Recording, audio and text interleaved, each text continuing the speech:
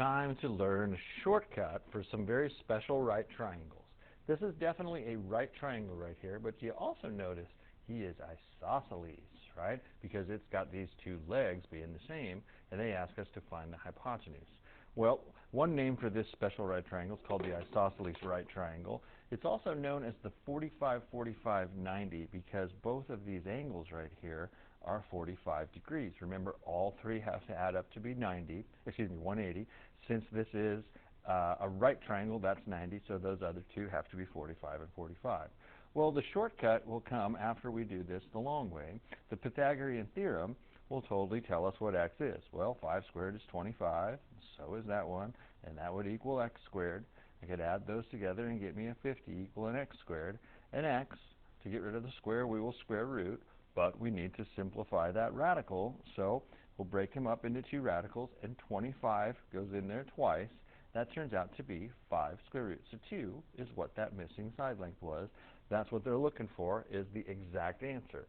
To see the trick, we'll do that one more time. Here again, this is a 45-45-90. They don't even have to have those angles in there for you to know that, because this is an isosceles right triangle, but we're missing the hypotenuse, so 3 squared plus 3 squared should equal x squared.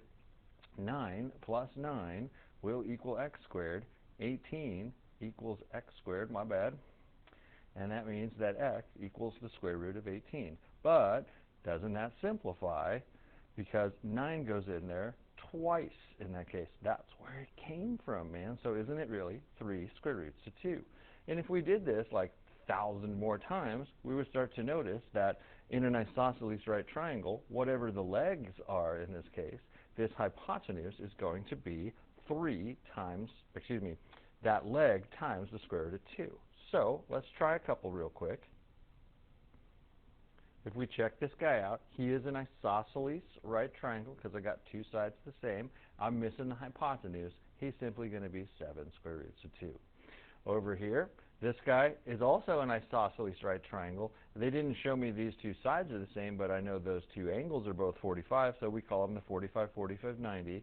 They'll say, hey, if this side's 9, what's this side? He's got to be 9. Those two sides have to be the same, and then the hypotenuse will always be that number times the square root of 2. It's just that simple. Even when they get these wacky little side lengths right here, this is definitely an isosceles right triangle. You need to take that leg of 2 square roots of 5 and multiply him by radical 2, so that would become 2 square roots of 10 is what that guy is. You might have to simplify some radicals when we do homework. Like if that was the square root of 8, we'd have to simplify it, but it's just that simple. When you know the leg of a 45-45-90, the hypotenuse will always be times square root of 2.